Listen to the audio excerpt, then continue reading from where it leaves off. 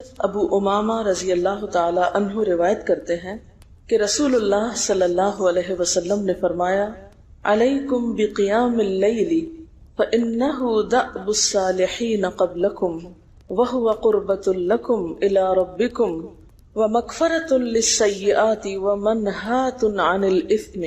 حضرت ابو امامہ رضی اللہ تعالی عنہ سے روایت ہے کہ رسول اللہ صلی اللہ علیہ وسلم نے فرمایا: تہجد ضرور پڑھا کرو کیونکہ وہ تم سے پہلے صالحین کی روش ہے۔ یعنی یہ نماز صرف امت مسلمہ کے لیے نہیں بلکہ ہم سے پہلے دیگر امتوں کے جو نیک لوگ گزرے ہیں ان کی روش بھی یہی ہے، اور تمہارے لیے اپنے رب کے قرب کا وسیلہ ہے۔ یعنی تہجد وسیلہ ہے کس کا؟ اللہ کا قرب حاصل کرنے کا، اور گناہوں کے مٹنے کا ذریعہ ہے، اور مزید گناہوں سے بچنے کا سبب ہے۔ یعنی پچھلے گناہوں کے صاف ہونے کا ذریعہ، نمبر 3 مزید گناہوں سے بچنے کی طاقت انسان کو نصیب ہوتی ہے اس کے ذریعے، یعنی گناہوں سے روک بنتا ہے۔ یہ روایت جو ہے ابن خزیمہ کی ہے۔ حضرت ابو ہریرہ رضی اللہ تعالی عنہ روایت کرتے ہیں کہ رسول اللہ صلی اللہ علیہ وسلم نے فرمایا: اس شخص پر اللہ کی رحمت ہو جو رات کو اٹھا، پھر نماز تہجد پڑھی، پھر اپنی بیوی کو جگایا، پھر اس نے نماز پڑھی، پھر اگر عورت غلبہ نیند کے باعث نہ جاگی تو اس کے منہ پہ پانی کے چھینٹے مارے، اور اس عورت پر بھی اللہ کی رحمت ہو جو رات کو اٹھی، نماز پڑھی، اپنے شوہر کو جگایا، پھر اس نے نماز پڑھی، پھر اگر شوہر نہ جاگا تو اس کے منہ پر پانی کے چھینٹے مارے۔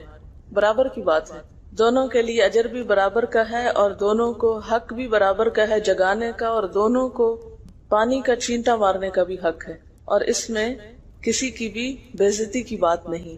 یعنی عورت اگر ایسا کرے اپنے شوہر کے ساتھ تو وہ اس کی طرف سے کوئی روڈنس نہیں ہوگی، کیونکہ عام طور پر جب کسی کو نیند کی حالت میں جگایا جاتا ہے اور خصوصاً اگر اس پہ پانی پھینک دیا جائے تو وہ کیا سمجھتا ہے کہ اس کی بہت بے عزتی ہو گئی یا اس کے ساتھ بہت برا کیا گیا، اور عموماً لوگ اس وقت بہت غصے کا مظاہرہ پھر کرتے ہیں کہ کیوں جگایا جا رہا ہے۔ حضرت ابو ہریرہ رضی اللہ تعالی عنہ کہتے ہیں کہ رسول اللہ صلی اللہ علیہ وسلم فرماتے تھے: فرض نماز کے بعد سب نمازوں سے افضل تہجد کی نماز ہے۔ یعنی فرائض بہرحال افضل ہے، اور نوافل میں سب سے افضل تہجد کی نماز۔ رسول اللہ صلی اللہ علیہ وسلم نے فرمایا: جب انسان سوتا ہے تو شیطان اس کے سر کی گدی پر 3 گریں لگاتا ہے اور کہتا ہے کہ رات بڑی لمبی ہے، یعنی اس کو تھپکی دیتا ہے اور کہتا ہے لمبی رات ہے، ابھی سوئے رہو، ابھی ٹائم ہے، ٹھہر کے اٹھنا، یعنی اس کو سلائے رکھتا ہے۔ اگر وہ بیدار ہو کر اللہ کا ذکر کرے، یعنی آنکھ کھلے اور اللہ کا ذکر کو شروع کر دے تو ایک گرہ کھل جاتی، شیطان کے پھندے سے انسان آزاد ہونے لگتا ہے۔ اگر وضو کرے تو دوسری گرہ کھل جاتی، اگر نماز پڑھے تو تیسری گرہ کھل جاتی، اور وہ شادمان اور پاک نفس ہو کر صبح کرتا ہے۔ یعنی جو شخص صبح نماز کے وقت پر، تہجد کے وقت، یا پھر کم از کم فجر کے وقت اٹھ جاتا ہے، اللہ کا ذکر کرتے ہوئے وضو کرے اور پھر نماز پڑھ لے، سورج نکلنے سے پہلے یہ کام کر لے، تو وہ ایک مطمئن شخص کی طرح اٹھتا ہے، ورنہ اس کی صبح خبیث اور سست نفس کے ساتھ ہوتی۔ عام طور پر ہم اطمینان کی تلاش میں رہتے ہیں، سکون کی تلاش میں رہتے ہیں، اور یہ سوچتے ہیں کہ ہمیں ڈپریشن ہے یا ہمارے اندر ایک غم ہے، تو ہم اس کے اسباب نہیں جانتے کہ سبب کیا ہے۔ ان کے اسباب میں سے ایک بڑا سبب شیطان کی گرفت میں ہونا ہے، اور شیطان اپنی گرفت ویسے تو دن کے وقت بھی انسان پر رکھتا ہے، لیکن خصوصاً رات کے وقت جب انسان سو جاتا ہے تو وہ نہیں چاہتا کہ سوتا ہوا اٹھے انسان، اور اگر انسان ہمت کر کے اٹھ جاتا ہے، ذکر کرتا ہے، وضو کرتا ہے اور نماز پڑھ لیتا ہے تو یہیں سے اطمینان قلب کا آغاز ہو جاتا ہے، اس کی تسلی ہو جاتی۔ رسول اللہ صلی اللہ علیہ وسلم نے فرمایا: اللہ تعالیٰ ہر رات آسمان دنیا پر نزول فرماتے ہیں، یعنی زمین سے سب سے قریبی آسمان پر۔ جب 1/3 رات باقی رہ جاتی ہے تو فرماتے ہیں: ہے کوئی جو مجھے پکارے؟ اس وقت اللہ تعالیٰ بندوں کو پکارتے ہیں: ہے کوئی جو مجھے پکارے میں اس کی دعا قبول کروں؟ ہے کوئی جو مجھ سے مانگے میں اس کو دوں؟ ہے کوئی جو مجھ سے بخشش طلب کرے تو میں اس کو بخش دوں؟ گویا یہ وقت دعا کی قبولیت کا وقت ہے، انسان جو مانگے اس کو ملتا ہے، اور خصوصی طور پر بخشش کے طلب کرنے کا وقت ہے، جیسے قرآن پاک میں آتا ہے وَبِالْأَسْحَارِ هم یستغفرون وبالاسحار هم یستغفرون، اور سحری کے وقت وہ استغفار کرتے ہیں۔ اب ہو سکتا ہے کہ آپ کہیں کہ نہیں، ہم نے تو زندگی میں کوئی خاص گناہ کیے ہی نہیں، اس لیے ہمیں تو بخشش کی ضرورت ہی نہیں۔ بخشش مانگے گناہگار لوگ، ہم تو نیک لوگ ہیں، نیک کام کرتے ہیں، دن رات قرآن پڑھتے پڑھاتے ہیں، اس لیے ہماری تو ضرورت نہیں۔ نہیں، نبی صلی اللہ علیہ وسلم جن کے اگلے پچھلے سب قصور معاف کر دیے گئے تھے، وہ اتنا لمبا قیام کرتے تھے کہ ان کے قدم مبارک سوج جاتے تھے۔ حضرت مغیرہ فرماتے ہیں رسول اللہ صلی اللہ علیہ وسلم نے اتنا لمبا قیام کیا رات کو کہ آپ کے پاؤں سوج گئے۔ آپ سے سوال کیا گیا کہ آپ اتنی مشقت کیوں کرتے ہیں، اپنے آپ کو اتنا کیوں تھکاتے ہیں، حالانکہ آپ کے تو سارے گناہ معاف کر دیے گئے۔ آپ نے فرمایا کیا میں اللہ کا شکر گزار بندہ نہ بنوں؟ یعنی صرف گناہوں کی بخشش ہی نہیں بلکہ نعمتوں پر شکر بھی واجب ہے۔ جہاں ایک طرف گناہوں کی بخشش انسان کے لیے اللہ کے قرب کے راستے ہموار کرتی ہے، وہاں اللہ تعالیٰ کا شکر ادا کرنا بندے کو اللہ کا قرب عطا کرتا ہے۔ اچھا، اب پہلی سنت میں آپ کو بتاؤں گی کہ اگر آپ تہجد کے وقت اٹھے ہیں تو سب سے پہلے آپ کیا پڑھیں گے۔ حضرت عائشہ رضی اللہ تعالیٰ عنہا فرماتی ہیں کہ رسول اللہ صلی اللہ علیہ وسلم جب رات کو تہجد کے لیے اٹھتے تو یہ پڑھتے 10 بار اللہ اکبر، 10 بار الحمدللہ، 10 بار سبحان اللہ و بحمدہ، 10 بار سبحان الملک القدوس، 10 بار استغفر اللہ، 10 بار لا الہ الا اللہ، اور پھر 10 بار اللہم اعوذ بک من ضیق الدنیا و ضیق یوم القیامہ، میں تیری پناہ میں آتا ہوں دنیا کی تنگی سے اور قیامت کے دن کی تنگی سے۔ اللہم اعوذ بک من ضیق ضاد یہ قاف من ضیق الدنیا و ضیق یوم القیامہ، یہ بھی 10 بار۔ اور پھر فرماتے اللہم اغفر لی واہدنی وارزقنی وعافنی، پھر وضو کرتے اور تہجد شروع کرتے، یعنی یہ بھی وضو سے پہلے آپ پڑھ لیتے تھے۔ تو آپ کیا کر سکتے ہیں، جیسے آنکھ کھلی ہے بستر پر لیٹے ہیں تو بعض اوقات ایسا ہوتا ہے نا کہ انسان سوچتا ہے اچھا ایک سائڈ پہ سو کے اتنے تھکے ہوئے ہوتے ہیں کہ آپ ایک دم نہیں اٹھ پاتے، حالانکہ آپ صلی اللہ علیہ وسلم کے نیند سے بیدار ہونے کا طریقہ کیا تھا کہ جب آپ اٹھتے تھے تو یکدم اٹھتے تھے، سستی کے مارے نہیں کہ کبھی ایک طرف لیٹ گئے پھر دوسری طرف سو گئے پھر دائیں طرف پھر بائیں طرف، نہیں، جب جاگنے کا وقت ہوتا تھا تو آپ فوراً اٹھ جاتے تھے۔ لیکن بسا اوقات ایسا ہوتا ہے کہ انسان تھکا ہوا ہوتا ہے، سائڈ بدل کے دوسری طرف کو ذرا لیٹتا ہے، تو یہ لیٹے لیٹے بھی آپ اذکار پڑھ سکتے ہیں، ٹھیک ہے؟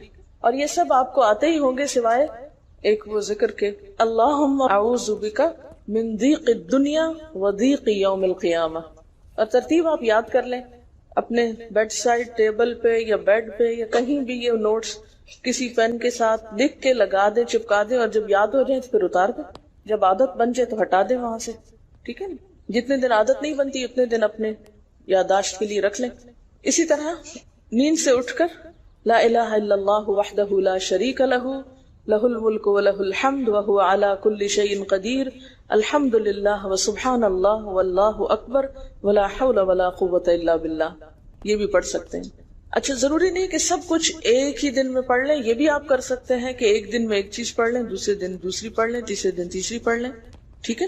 اور اگر ساری ایک دن بھی پڑھنا چاہیں، دیکھیں وقت کی بات ہے نا، ہو سکتا ہے اس وقت عمر کے اس حصے میں آپ پہ بہت ذمہ داریاں ہوں، آپ یہ سب کچھ نہ پڑھ سکتے ہوں، لیکن زندگی کا ایک ایسا وقت بھی آتا ہے جب انسان بوڑھا ہو جاتا ہے، جب اس کے اوپر باقی ذمہ داریاں کم ہو جاتی ہیں، پھر نیند بھی کم ہو جاتی ہے، پھر زیادہ عبادت کا موقع ملتا ہے، تو ایسے میں جب انسان کے پاس عبادت کے لیے وقت اور موقع زیادہ ہو تو پھر یہ ساری چیزیں بھی پڑھ لیں، ٹھیک ہے نا؟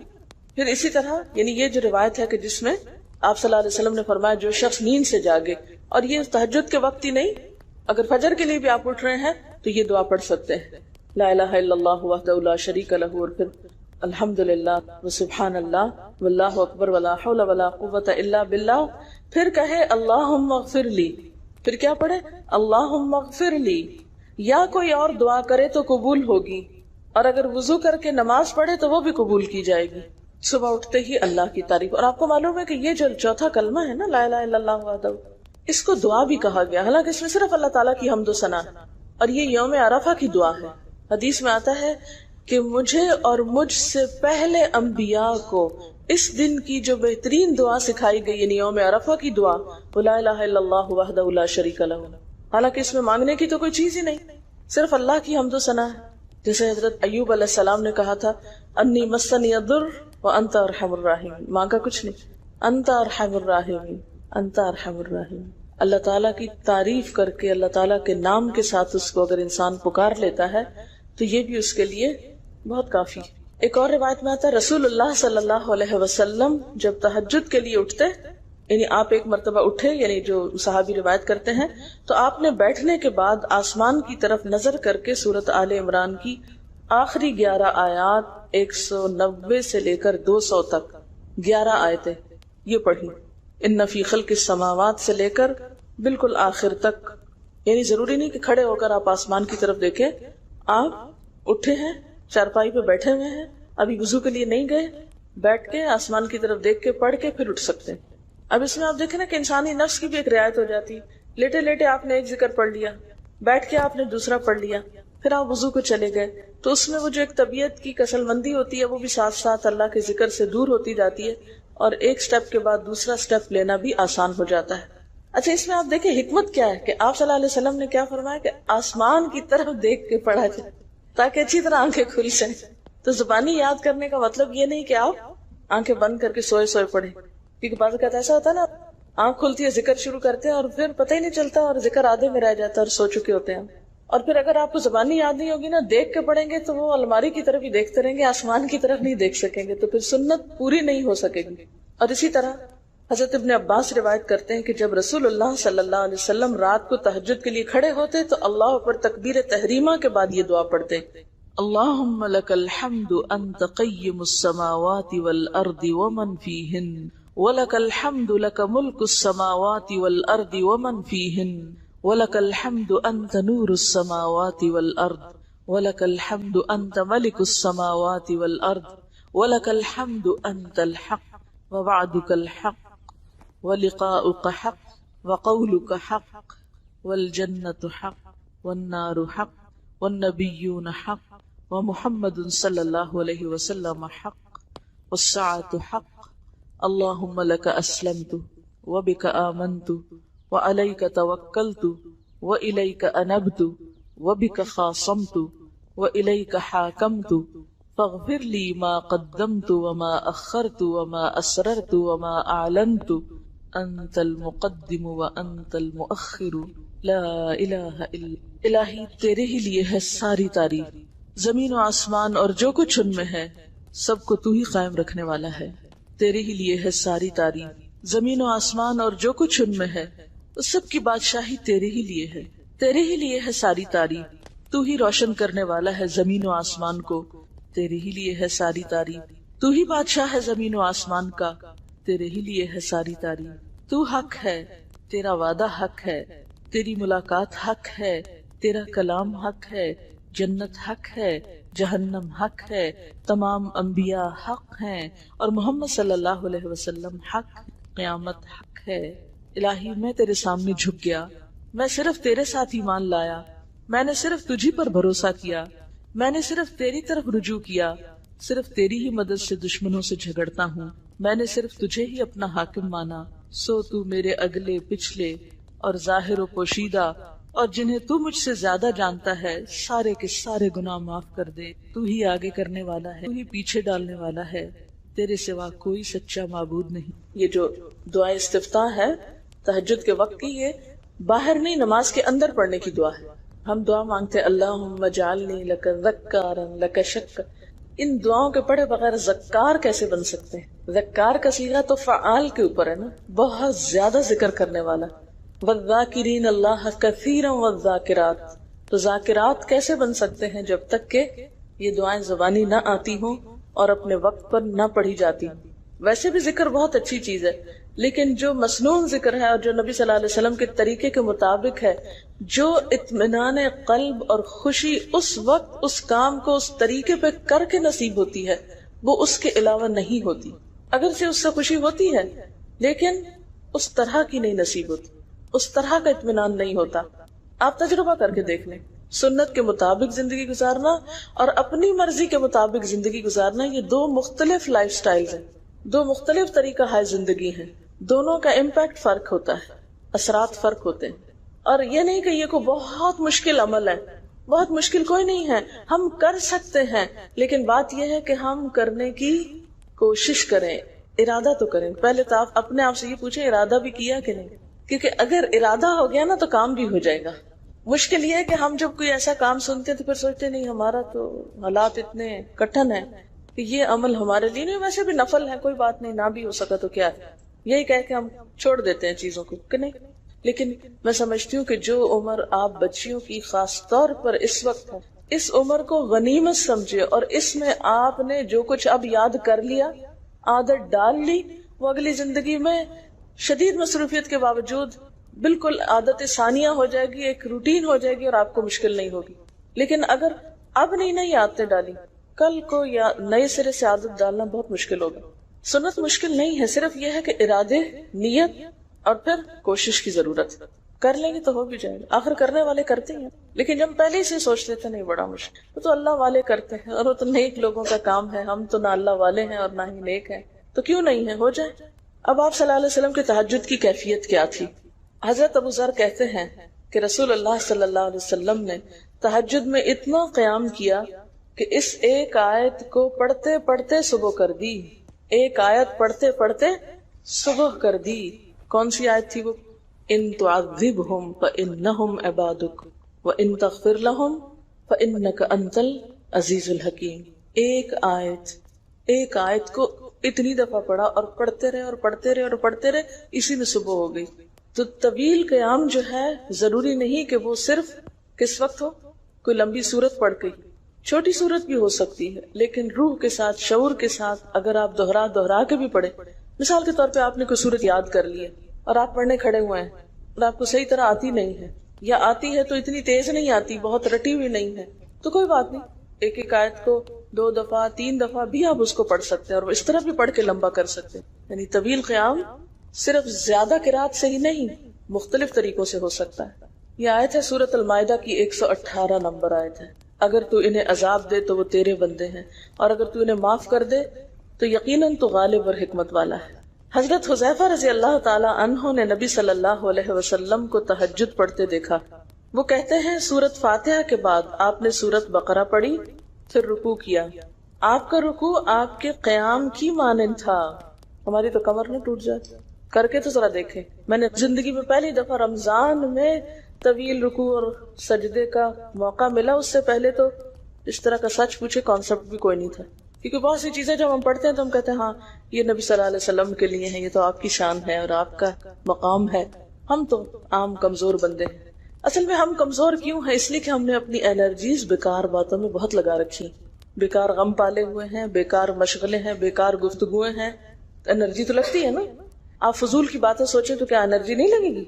آپ لایانی چیزوں پہ کڑنا شروع کر دیں، کیا انرجی نہیں لگے گی؟ لگے گی۔ تو پھر آپ کے پاس کوئی تعمیری مثبت کام کرنے کے لیے نہ وقت ہے نہ انرجی ہے، پھر اس وقت تک آپ خالی ہو چکے ہوتے ہیں۔ رات کو دیر تک آپ اگر فضول گپ شپ کرتے رہے تو صبح اٹھے گا کون، اور پھر صبح پڑھے گا کون، اور اگر پڑھے بھی تو کیا پڑھے اس میں؟ کبھی آپ نے سوچا کہ احادیث کی یہ جو کتابیں ہیں یہ ساری کی ساری صرف آپ کی گفتگو نہیں، آپ کے عمل کا بھی احاطہ کیے ہوئے ہیں، اور ٹوٹل آپ کی گفتگو یہی ہے۔ اور اگر ہم اپنی گفتگو کو دیکھیں اور ہماری باتوں کی کوئی کتاب تیار ہو، نبی صلی اللہ علیہ وسلم کی عظمت کو پہچانیں، ہم اپنی گفتگو کا جائزہ لیں۔ اگر ہماری گفتگو بھی ریکارڈ ہو کر لوگوں کے پاس جانے لگے، لوگوں تک پہنچنے لگے، ہم عملی نمونہ کیوں نہیں لوگوں کے لیے؟ ہمیں دیکھ کر لوگوں کے عمل کیوں نہیں بدلتے؟ ہماری بات لوگوں پر اثر کیوں نہیں کرتی؟ کبھی سوچا ہم نے؟ صرف اپنی گفتگو کے آئینے میں ہی اپنے آپ کو پہچان لیں کہ ہم کہاں ہیں، کون ہیں، کہاں کھڑے ہیں، لوگوں کے بیچ میں کیا باتیں کرتے ہیں، لوگوں کے پیٹھ پیچھے کیا باتیں کرتے ہیں، کہاں کس حال میں کیا کر رہے ہوتے ہیں۔ ہر شخص اپنے آپ کو خود پہچان سکتا ہے۔ کیا واقعی ہم اس لائق ہیں کہ کوئی ہم سے کچھ سیکھے؟ صرف اپنی گفتگو کے آئینے میں خود کو پہچانے۔ بعض اوقات کتنا بیکار بولتے ہیں، کتنا بے مقصد بولتے ہیں، کتنا ضرورت سے زائد بولتے ہیں۔ اس کا یہ مطلب نہیں کہ مصنوعی خاموشی اپنے اوپر مسلط کر لیں، کیونکہ پھر ہم دوسری ایکسٹریم پہ نکل جاتے ہیں، لیکن بامقصد گفتگو کتنی ہے ہماری باتوں میں جو واقعی فائدہ مند ہو، تو پھر ذرا روک بھی لیا کریں نا اپنے آپ کو۔ اپنے ساتھ خود ہی محنت کریں گے تو بات بنے گی، سوچیں تو احساس تو کریں، جب کریں گے تو انشاءاللہ کامیابی بھی ہوگی۔ لیکن پہلی بات تو یہ نا کہ ہم جو کچھ کرتے ہیں نہ اس کا حساب کرتے ہیں، نہ اس کے بارے میں سوچتے ہیں کہ ہم کر کیا رہے ہیں۔ ہمیں نیکی نہ کرنے کا موقع یا ہمارے نیکی نہ کرنے کا ایک سبب اور ایک بڑی وجہ ہماری انرجیز کا بیکار چیزوں میں استعمال ہونا ہے، فضول کی سیاست میں ملوث ہونا ہے، اپنی ذمہ داریوں کا ہمیں ہوش نہیں ہوتا، دوسروں کے کاموں میں مداخلت خوب سوچتی، خود کیا کر رہے ہیں اس کا کچھ پتہ نہیں، دوسرے کیا کر رہے ہیں اس سے بہت دلچسپی، یا کیا نہیں کر رہے۔ بہت سے لوگ، بہت سی خواتین کمر درد کی شکایت کرتے ہیں، اور اس کی ایک بڑی وجہ نمبر 1 رکوع کا صحیح پوزیشن پہ نہ ہونا ہے، اور نمبر 2 اس پوزیشن پہ کوئی ایکسرسائز نہیں ہماری ہوتی۔ یہ بتا رہی ہے کہ کسی کی کمر میں درد تھا اور ٹھیک نہیں ہوتا تھا کسی چیز سے، تو ڈاکٹر نے ان کو یہ مشورہ کیا کہ طویل رکوع اور طویل سجدے کریں، بیسٹ ایکسرسائز ہے، کر کے تو دیکھیں۔ اور اس میں آپ دیکھیں کہ صحیح پوزیشن پہ لائیں، بالکل اسٹریٹ رکھیں گردن اور کمر کو، پیٹھ اور گردن ایک لائن میں آنی چاہیے۔ بہت سے لوگ یوں ٹیڑھی کرتے ہیں، یوں کر کے بس کرتے ہیں، یہ غلط پوزیشن ہے، اس سے تو اور بیمار ہو سکتے ہیں۔ کئی لوگ سر پھینک دیتے ہیں نیچے کو، یہ بھی غلط پوزیشن ہے، اس سے بھی کام خراب ہوتا ہے۔ اگر آپ صحیح پوزیشن پہ رکوع لمبا کریں تو یقینی طور پہ کمر درد کا علاج ہے۔ پٹھے مضبوط ہوتے ہیں نا کمر کے، آپ اس کو روک کے رکھے ہوتے ہیں ایک سیدھی لائن میں۔ 2 فیٹ کے درمیان کا فاصلہ بھی بہت معتدل رکھے، نہ تو بہت قریب رکھے اور نہ بہت کھلا رکھے، بالکل معتدل، جس میں آپ آرام سے سکون سے کھڑے ہو سکیں اور آپ کا بیلنس قائم رہے۔ بیلنس کو قائم کرنا بے حد ضروری، ٹھیک ہے۔ حضرت حذیفہ نے نبی صلی اللہ علیہ وسلم کو تہجد پڑھتے دیکھا، وہ کہتے ہیں کہ سورۃ فاتحہ کے بعد آپ نے سورۃ بقرہ پڑھی، پھر رکوع کیا، آپ کا رکوع آپ کے قیام کی مانند تھا، یعنی جتنا لمبا قیام تھا اسی طرح رکوع تھا، پھر آپ نے رکوع سے سر اٹھایا اور کھڑے ہو گئے، اور آپ کا قوما یعنی رکوع کے بعد اٹھنے کا وقت بھی کافی طویل تھا۔ ہم تو بعض اوقات اٹھ کے کھڑے نہیں ہوتے کہ نیچے چلے جاتے ہیں، تو وہ بھی طویل تھا۔ صرف 2 رکعتیں بھی آپ ایسی پڑھ لیں نا کافی، اگر عام دنوں میں نہ پڑھی جائے تو ویکینڈ پہ پڑھ لیں۔ ہمارا تو ویکینڈ پہ لمبا سونے کا پروگرام ہوتا ہے نا، تو چلے دوبارہ سو جائیں، لیکن ہفتے میں 1 دفعہ کر لیں، اگر روز نہیں بھی کر سکتے 2 دفعہ کر لیں، ٹوائس اے ویک کر لیں۔ پھر آپ کا سجدہ آپ کے قومے کی مانند تھا، یعنی جتنا آپ کھڑے ہوئے تھے اتنا آپ پھر سجدہ کیا۔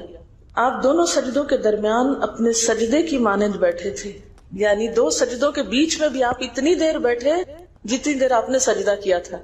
پس آپ نے 4 رکعتوں میں سورۃ بقرہ، آل عمران، نساء اور المائدہ پڑھی۔ ہمیں اگر خود نہیں بھی آتی اور کوئی پڑھانے والا اتنی لمبی 1 دفعہ بھی تراویح کوئی پڑھا دے یا کوئی نفل پڑھا دے تو ہم دوسری دفعہ اس کے پاس نفل، تقریباً 7.25 پارے بنتے ہیں، جس کو 1 منزل کہا جاتا ہے۔ ایک دن کے تہجد میں آپ نے اتنا پڑھا، اور یہ تو قرآن کی قرات تھی، لیکن بیچ کے وقفوں میں تسبیحات اور اللہ کی تعریف اور حمد و ثنا اور ذکر، یہ آپ پر بس تھا۔ یہ وہی کر سکتا ہے جس کو واقعی اللہ سے حقیقی محبت ہو، صرف دعوے کی حد تک نہیں۔ میں کہتی ہوں چلے روزانہ نہ صحیح، ہفتے میں 1 بار، ہفتے میں نہیں، مہینے میں 1 بار، مہینے میں نہیں تو سال میں، رمضان میں، کسی موقع پر کچھ تو اللہ سے تعلق آئے، کچھ تو قرب پائیں۔ ہر شخص کے بس میں نہیں کہ ہر روز ایسی عبادت کرے، کیونکہ اللہ کے رسول صلی اللہ علیہ وسلم کا بہرحال مقام کچھ اور تھا، لیکن کچھ شوق، کچھ حسرت، کچھ تو دل میں ہونا ہی چاہیے، کوئی نیت، کوئی ارادہ، کوئی عزم، اور پھر اس کے لیے کوشش۔ تو وقت بچے گا کچھ آپ کے پاس فالتو باتوں کے لیے، فضول چیزوں کے لیے، کچھ سوچنے کے لیے، ٹینشن کے لیے بچے گا کچھ؟ سب کچھ بھاگ جائے گا، کچھ بھی نہیں بچے گا، کیونکہ ان عبادی لیس لک علیہم سلطان، میرے بندے ان پہ اے شیطان تیرا کوئی زور نہیں چلتا، بس چلتا ہی نہیں ان پہ تیرا، سارا زور ہی ان پہ چلتا ہے جو فالتو ہوتے ہیں۔ فالتو ذہن جو ہوتا ہے وہ شیطان کا گھر ہوتا ہے۔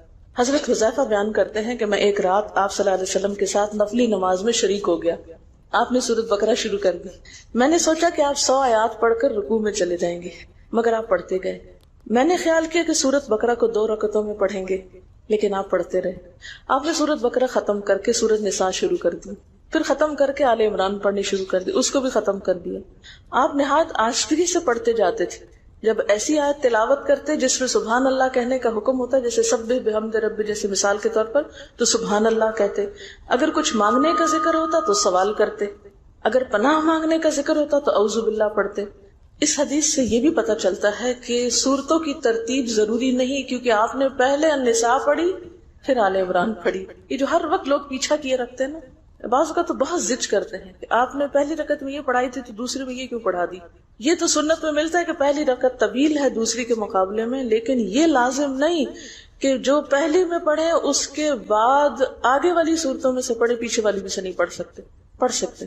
رسول اللہ صلی اللہ علیہ وسلم نے عبداللہ بن عمرو سے کہا، مجھے بتلایا گیا ہے کہ تم ساری رات نفل پڑھتے اور دن کو روزہ رکھتے ہو، اگر تم ایسا کرو گے تو تمہاری آنکھ کمزور اور طبیعت سست ہو جائے گی، یعنی ہر روز روزہ اور ہر رات جگراتا تمہاری جان اور تمہارے بال بچوں کا بھی تم پر حق ہے، اس لیے روزہ رکھو اور افطار بھی کرو اور رات کو قیام کرو اور سو بھی، یعنی ساری رات تہجد پڑھنا یا نفل پڑھنا پسندیدہ نہیں ہے، رات کو سونا بھی پسندیدہ ہے۔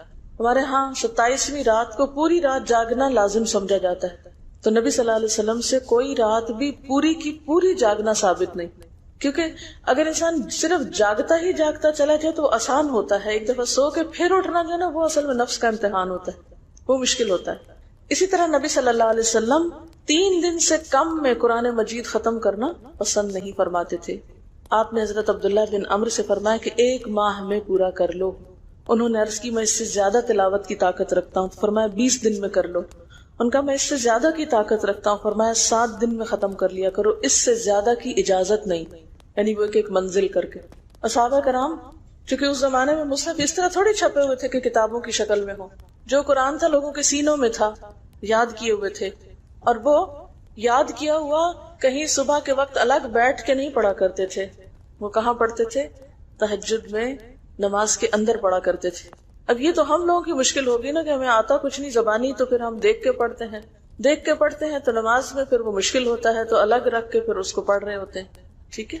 لیکن زیادہ بہترین پڑھنا نماز کے اندر کا پڑھنا ہے، اگرچہ دیکھ کے پڑھنے کی اس میں بھی اجازت ہے، لیکن ان کی چونکہ شدید حرص تھی حضرت عبداللہ بن عمرو کی، تو آپ نے ان کو 3 دن کی پھر اجازت دے دی تھی، اور آپ نے فرمایا کہ اس شخص کو قرآن کی کچھ سمجھ نہیں ہو سکتی جو 3 سے بھی کم دن میں قرآن پڑھے۔